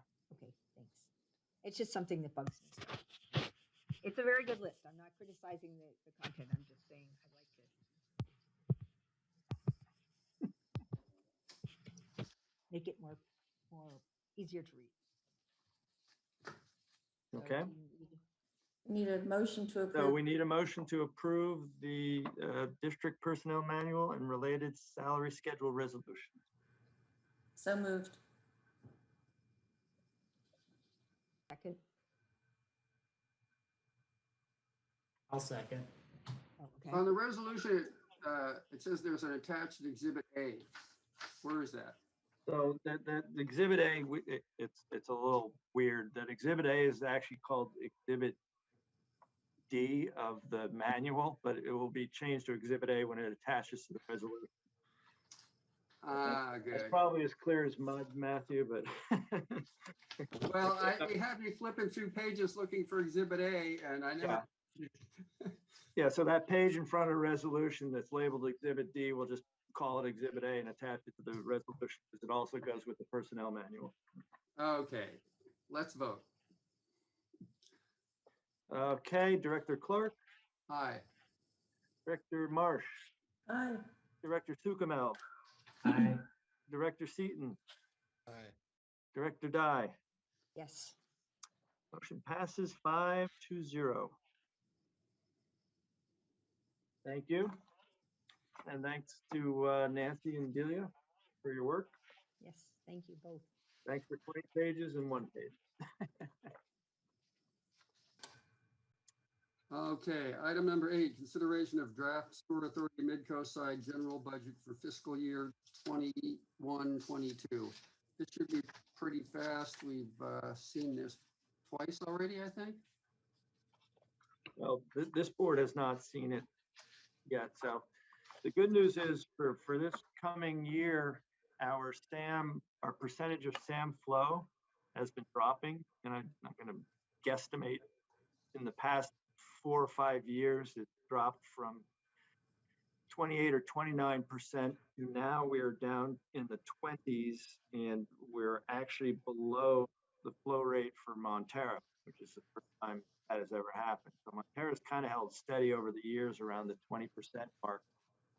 So the budget, the budget itself for SAM, the administrative and treatment has gone down slightly as an overall SAM budget, not just a portion of an overall SAM budget. The environmental is too small to talk about. The infrastructure is a section of the budget that we're looking at keeping at $2 to $2.5 million per year for SAM projects, for capital replacement projects, things like that. So, the good news is the O&M, which had soared 60% over a course of 3 years, has stabilized and is actually trending downward. So that's the good news. And to top it off, we're only paying 20% of that O&M general budget versus 22% and 24% and 26% in previous years. So it's kind of a good news SAM budget, which I haven't said in a long time. That is unusual for you. So I don't know if Barbara or Matthew wants to add anything to that. Barbara? Well, I actually had a question on the flows that was what I was thinking about the other day. I was wondering. So I know there are sort of skepticism about whether these numbers are right, but all 3 agencies have measurements on the flow that's going into the plant, correct? No. Oh. So all right, never mind then. So the broad answer is there's a flow meter at the treatment plant, and I'm not going to get into the realty. There's one flow meter at the treatment plant at the headworks, and then there's a flow meter at Portola, and there's a flow meter up at Montera. And so you've got to take, the plant flow, subtract out Portola, that's Montera, and like that. So it's not, Why doesn't they have flow meters? Flow meters are funny things, Barbara. Okay. That's a whole nother. This is an offline cover. Yeah, Okay. it's a whole, The accuracy, if you talk to some engineers, they'll say this plus or minus 5%. And if you talk to me, I'll say no, depending on what type of flow meters you have. They break your heart every time. You have one flow meter, you have one problem. You have 2 flow meters, you have a lot of problems. So. Well, I mean, just a few things that the administrative has one less position than it did, I think, 2 years ago, but they're also using a consultant to do a lot more of the financial work, and they have been able to pretty much resolve almost all of the problems that were created by the previous administration. They are using consultants quite a bit for electrical services, legal services, and accounting and various other things, pumps. So that's something that to keep an eye on. One of the big changes for administration is that 5% of the cost of all the 4 main administrative positions is now being allocated to the collections budget, which is a separate budget that we'll talk about it in a minute. And so that's one reason that's gone down quite a bit. And the infrastructure has gone up, well, 25% over the 2021 budget. And they are doing, as we've said before, they are doing a lot of repairs and improvements, including some safety improvements. And this, anyone who's interested in more details, they were in our agenda package. But I think we're going to be getting a lot of work done for this funding that we are contributing to SAM. So having gone through this multiple times, I feel like I can recommend to the board as your SAM rep that we should approve this contract. And I remember when I first came on this board and looking at the budget from SAM and just being completely unable to make heads or tails of it. So this is a very well organized, well presented budget, and the pluses and minuses are, you know, what's increased and what's decreased and where the money's going is pretty clearly laid out. So. Okay, so yeah, Nancy? Just, this would not keep me from voting for this budget, but I look at numbers like Barbara looks at bullet points. In Kishan's memo at the bottom of page 3 and top of page 4, he has the breakout of expense by category, and his percent numbers add up to 118. So where it says the legal and professional services is 19%, that's actually 13%. And where it says all of their expenses at 38%, that's actually 25%. So I think the dollar numbers were right, but the percentages are not right. And I can't tell whether to take the lead on this or let Matthew do this because we've been doing this for years, but it's a little bit of a fool's errand to try and tie out the memos with the actual budget, and sometimes even within the budget. So yeah, I trust the numbers, but I appreciate your attention to detail. Yeah, we had this in the last SAM meeting too, where I had to point out one of the pie charts was mislabeled, and numbers were correct, but they were attributed to the wrong things. Okay, the rest of it I did look through, and well, there was one other question I had on page 5, changes in expenses down at number 4. Said the retirement contributions decreased $70,000 primarily due to the underestimation of retirement costs related to unfunded liability in the prior year's budget.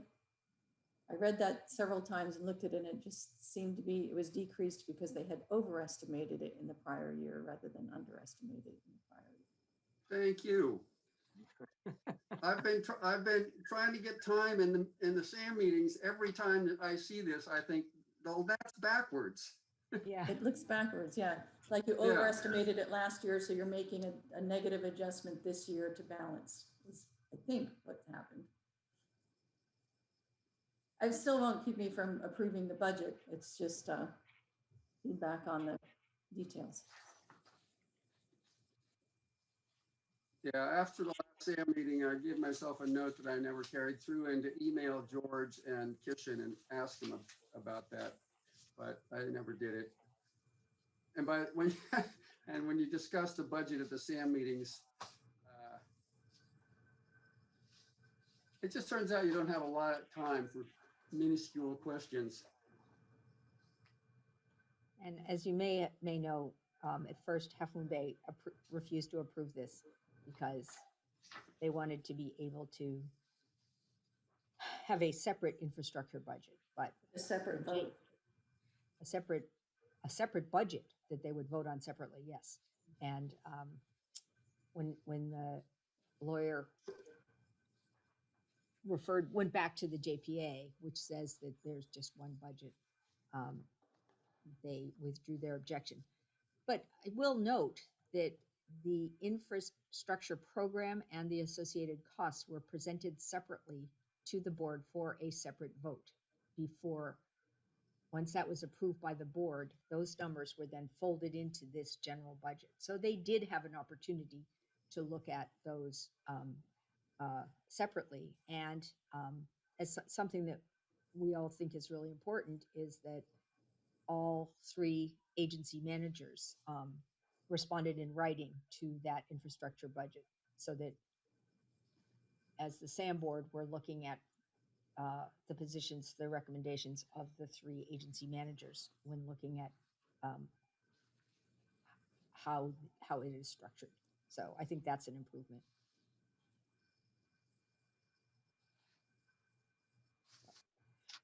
I guess this would be, Could I sure, jump in here and make a suggested motion, please? sure. Yes. I'd be happy to make the motion. Well, I have my reasons. Go So for it. I'd recommend your board approve the Sewer Authority Mid-Coastside general budget for fiscal year 2021/22 and the associated resolution. So moved. I'll second. Yeah, well, that's appropriate that we do it. Okay. We'll call the roll. Director Clark, Aye. Director Sukumel, Aye. Director Marsh, Aye. Director Seaton, David, Aye. and Director Dye. Yes. Okay, motion passes 5-0.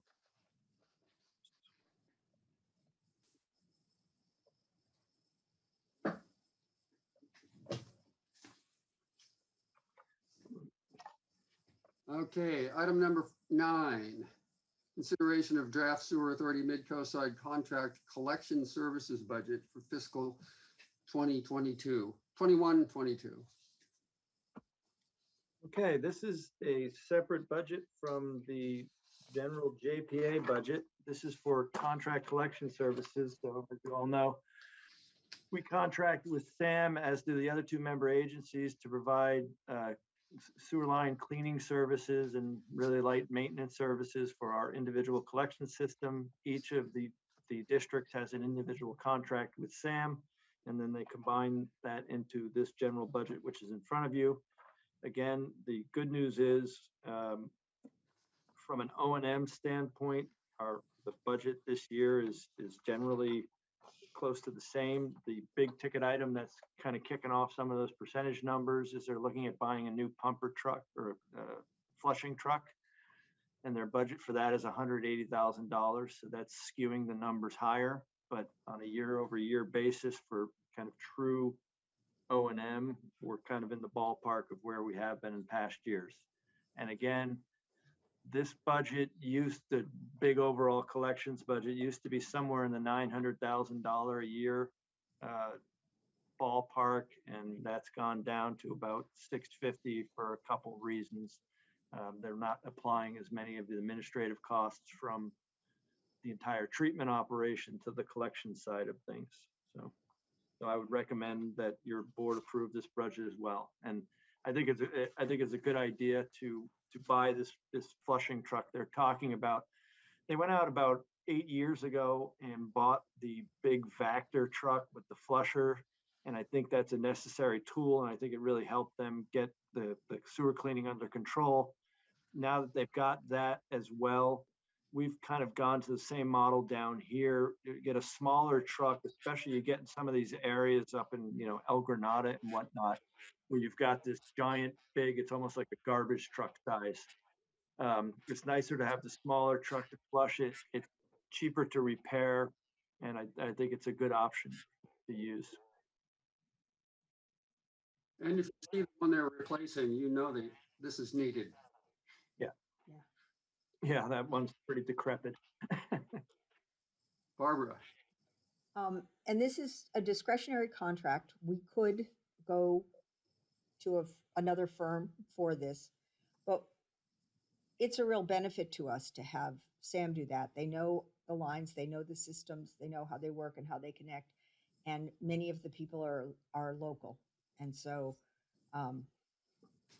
they do a really good job, and it's a benefit to us to have a crew right here that comes and deals with emergencies. And I've had a backup at my house a couple times, and they've come right away and been really nice about it. And of course, we ended up having to get a plumber because it was our own fault, but still, they come and check it for you and do a really good job. So Yeah, and I think they've turned that crew, I won't say turned it around. I think they got some new faces. Delia has been real happy with the communications, that improved between us and them. So we're happy with that. and I think Half Moon Bay looked into getting some services from over the hill, and I just don't think it was cost effective, and there wasn't the local expertise. So Yeah, it's expensive, and there's emergency services, which is the big thing. I'll So move this- approval. Oh, you need the same thing? Yeah. You're gonna give us a motion? No, as well, I'll do it since I did it for the last one. Approval of the Sewer Authority Mid-Coast Side Contract Collection Services Budget and related resolution for fiscal year 2021-22. You want to do it, Matthew? Second? You mean? Oh, sure. So moved. Okay, Okay, I will call the vote. Director Clark, all right. Director Sukamel, Aye. Director Marsh, Aye. Director Seaton, Aye. and Director Dye. Motion And I'll passed. just say that in our packet is this very cool chart, the task summary that shows all the things that they do for GCSD. It shows the number of manholes they inspected, how much sewer line they cleaned, all this stuff. So if you're interested in what they do, it's a really good report. Motion passes 5-0.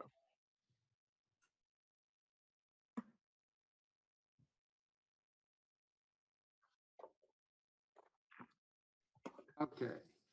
Now we're moving on to another Sam. M10, report on Sewer Authority Mid-Coast Side meetings.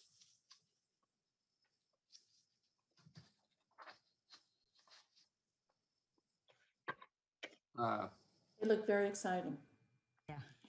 Well, mostly we've been talking about the budget and so forth, so I'm not sure there's anything really new to report. Well, I'll report that they're continuing with the Brown and Caldwell study of the treatment plant processes and whatnot. And I think, Kishan, do you all know when that's due? June or July, Barb? It's way ahead of schedule, and we're going to get a fairly big report on next Monday's meeting. Oh, Yeah. So they're way ahead of schedule. So I think Good. we'll have a report fairly soon. And they did the annual inspection of the outfall way out where the wastewater, the final product goes out into the ocean, and everything was in good shape. I guess one of the emitters had a problem and they replaced it. So we're still putting nice clean water out into the ocean. I think we'll see that report next month too.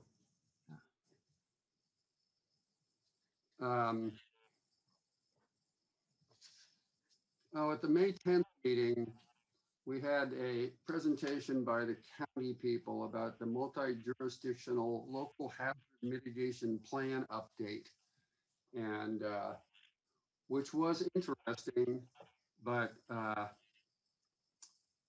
Barbara, you put all this time into that. Do you want to talk about it, or should I just say what I think? Well, the people who are running this keep saying that there's likely to be funding through it. My first inclination was that we should participate if just, we don't have any real hazards of the kind that they're talking about protecting against, because we just don't have the facilities and so forth that are a problem. There are some for SAM potential projects. It looks as if Montera is going to, because SAM is a JPA, it cannot participate in this planning effort. And being in this planning effort puts an agency or whatever, or a town in position to receive some of the disaster mitigation funding that is expected to start coming from several levels of government in the near future. It looks as if Montera is going to take care of enrolling Sam, and I have looked. I did some work on getting us involved in the phase one. I think Delia was correct that it looks like the paperwork involved to do this whole thing is just too much, and we probably at this point are not going to. My recommendation would not be to pursue it further. So I think Chuck said the same thing. So I thought we could do it, but I was proved wrong, and Delia and Chuck were proved right. So I don't know. Sam, I think Montero is going to go ahead and enroll Sam. And I think that is correct. We were told that the chance, what's that snowball in hell? Chance to get any money. And I asked the two county people, Ann Ludwig has done this for decades, and I never caught the other guy's last name, Dave something. He's also done this for decades, and Ann worked also in East Bay. It sounded like Fort Oakland. And I asked them directly, have you ever seen any of this money come through for any wastewater treatment systems? And they went, no. They've never seen any money go to any wastewater treatment systems for this, with this kind of funding. So, well, there is dedicated funding for that that's coming out of the federal government anyway. So, right. And it doesn't hurt. Montero's willing to put them in for it. I think, why not? Not our, they're willing to do the staff time to make it work. Yeah. So that's where we are on that. Yeah, I think that's about it on Sam. Well, we had the ugliness about the budget, and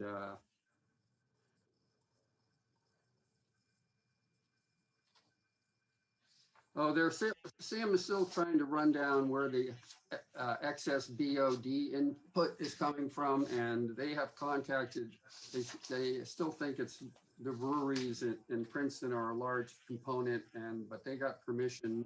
They're going to go in and test the output while the breweries do their cleanouts and see if that tells them anything. I think they did it, and it did not show a problem. So I'm not surprised. We're going to get a report on it Monday. So we'll see what happens. Well, I mean, that's something that's ongoing. Okay, consent agenda. I have a couple of comments that maybe we can just change and then do this through as consent. The minutes for our May 7th meeting, we had on the action item number 1, we had, which was about the Picasso preschool. The vote here is recorded as 4-1. I believe it was 3-1-1. I had the note. 1 opposed, 1 abstention. I think David abstained. I think the 3-1-1 was the vote in closed session, not open. I think it was both. I thought we only had 3. I mean, probably David would be the I ultimate voted for it to arbiter go of to this. closed session to hear it out and then abstain. I'll go back and check it and correct it either way. Should be 4-0 and then 3-1-1. Okay. Okay, then on the item 13, the warrants, I see that the county billed us for November 20th, November 2020 election candidate statements. And there was no election in our district. So we shouldn't have had candidate statement costs. Yeah, Right. they sent us a letter with the bill that explained those were some of the candidate printing costs. They're fairly minimal, as you can see, but they did have an explanation with that. No, well, they shouldn't be candidate statements because I think the deal is that if the uncontested election and they don't publish, there's no Right. cost I'll have to go back and pull the letter, but there were legitimate costs associated with our candidates' names being printed on the ballot or something like that. I can't remember exactly, but they weren't. Yes, we didn't appear on the ballot. okay. Well, I'll double check it and see, and if so, we'll avoid that check. Okay. In the past, I can't remember whether you had to ask for your money back or they all just sent it automatically. So you might get a check back from them next month for this amount. Oh, you would get checks back? I can check. Yeah, because before the district didn't pay for candidate statements, the candidates did. So you had to give them a check when you filed. Yeah, If they weren't ever printed, you had to ask for your money back. okay. We'll look into that. And that's all I have. And if anyone else want anything on the consent? Barbara? I had just a comment on the warrants. I wanted to point out that our esteemed attorney, the legal services for this past month have been $22,000. I know it's money well spent for our case, doing discovery and so forth, for moving toward hopefully a resolution of the lawsuit. But that's money that is being spent by the ratepayers of our district to deal with the lawsuit by Half Bay. Ever so true. Okay, do we have a motion on the consent, which are 11, April 15th, 2021 special and regular meeting minutes. Item 12, May 7th, 21 special meeting minutes. Item 13, May 2021 warrants. Item 14, March 2021 financial statements. And item 15, assessment district distribution number 11-2021. With the correction on item 12, the vote. Yeah. Motion, Move to approve consent agenda. second someone? Oh, I seconded. Oh, okay. No Okay. discussion. Roll call, please. I will call the vote. Director Clark, Aye. Director Sukamel, Aye. Director Dye, Yes. Director Marsh, Yes. Director Seaton. Aye. Motion carries 5-0.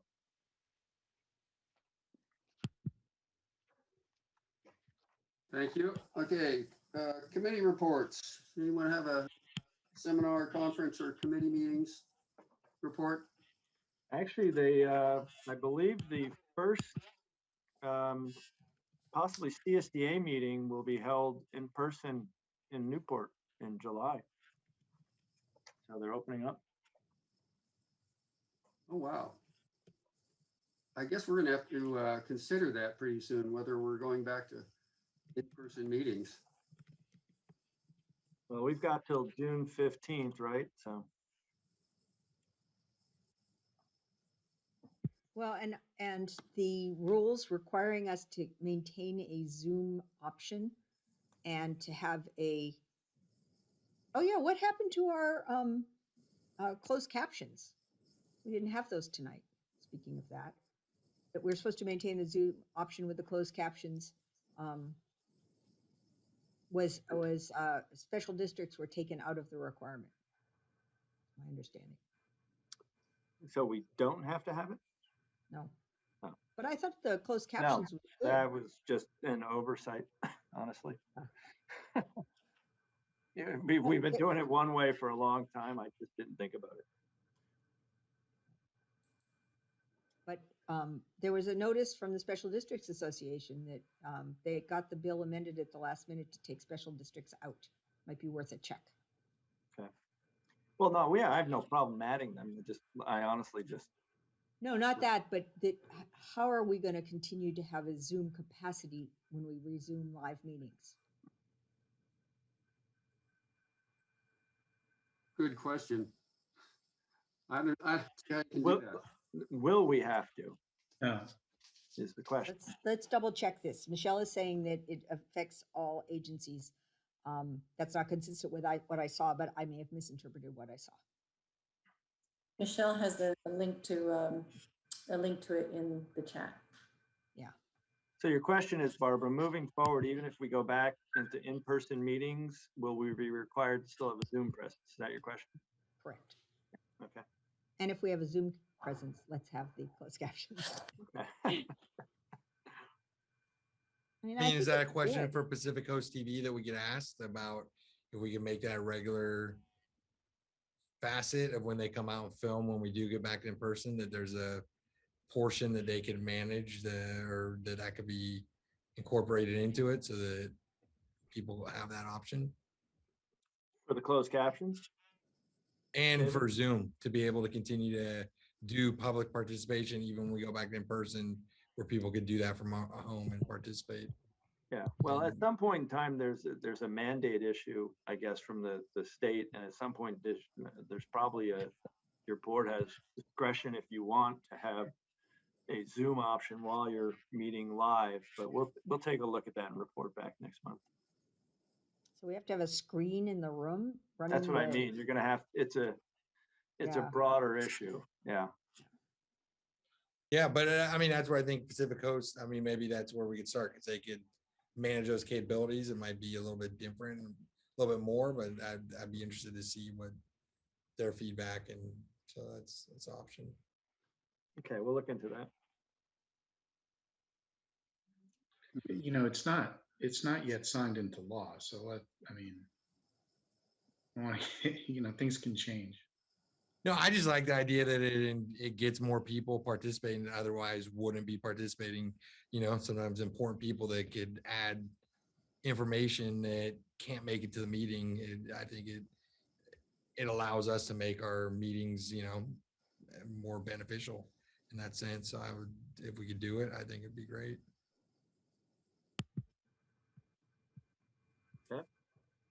Okay, item 17, attorney's report. No report. Item 18, general manager's report. Nothing further. Item 19, administrative staff report.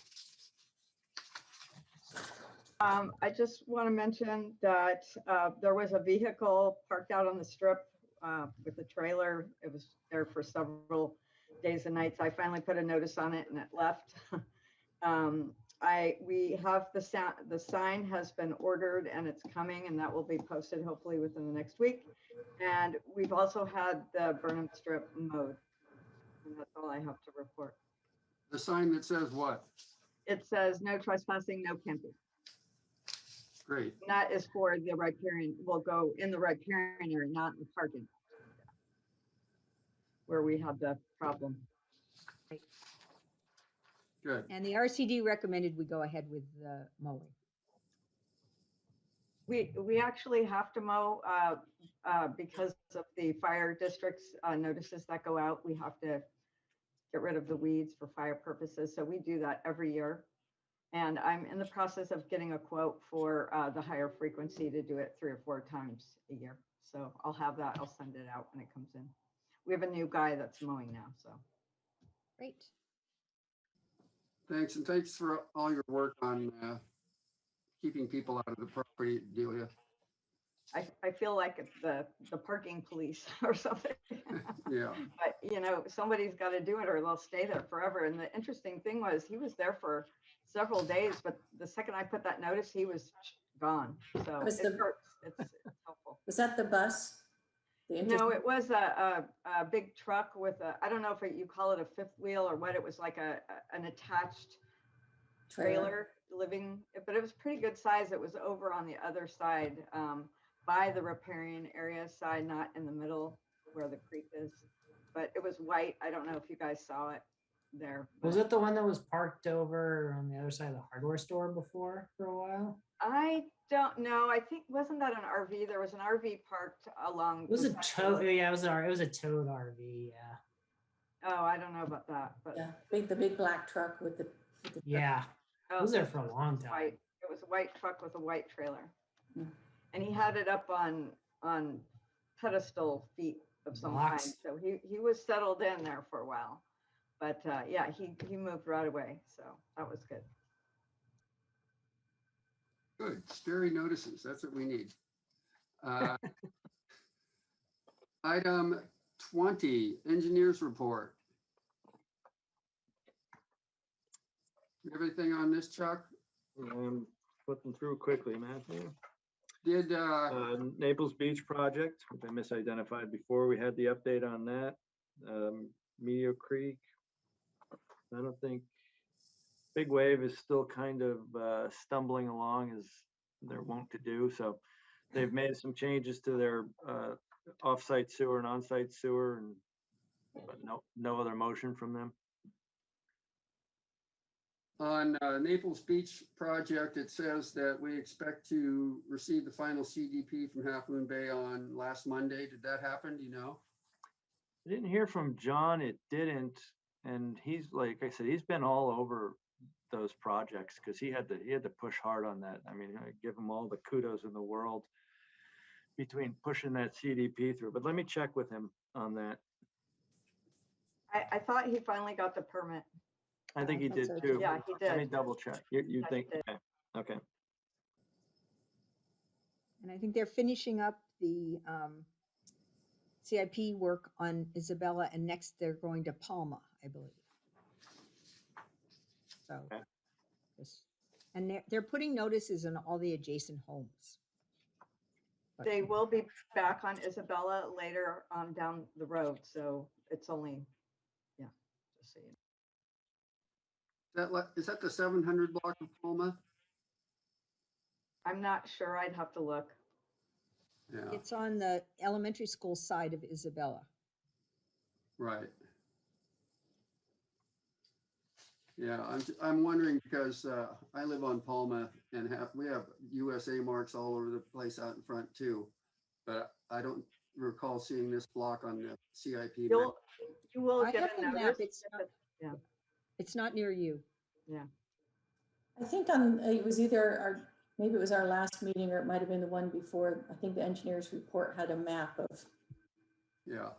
Yeah, it did. all the places Yeah. where we're working. I can send the schedule around. We have a schedule That'd be great. and the map. Yeah.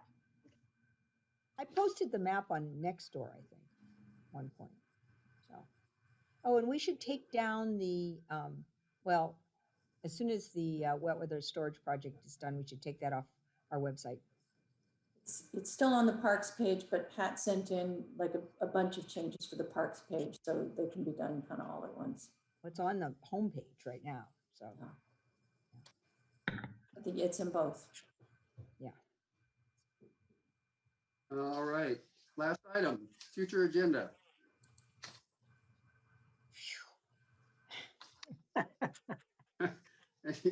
You know, I'll say with all that was on the agenda tonight, you know, staring down 9:35, that's not bad. So, good work all. Yeah. Is there anything left that we didn't talk about tonight? They seem Yes, to the pop up, Nancy. financing the parks. That's the one thing that's left. Right. And so we'll be able to turn more of our attention now, Nancy, to that kind of stuff. That's correct. It was a big agenda tonight. Yeah. Well, and it's not, you all see agenda, to us, it's the lead up to it, the preparation and whatnot. Okay, well, Everybody, good meeting. Great job, everybody. I hope it's not our last Zoom, but yes, good meeting. Thank you all. All right, thanks, everybody. Oh, Chuck, Do we need to move to adjourn? No? No, Chuck, President. can I just ask you a quick question? Sure. Did you talk to John Bush? No, who's he? Okay, I'll talk to you about it tomorrow. Okay, I'll call you. Okay. okay. All right, good night. All right, Good night, thanks, everybody. At all.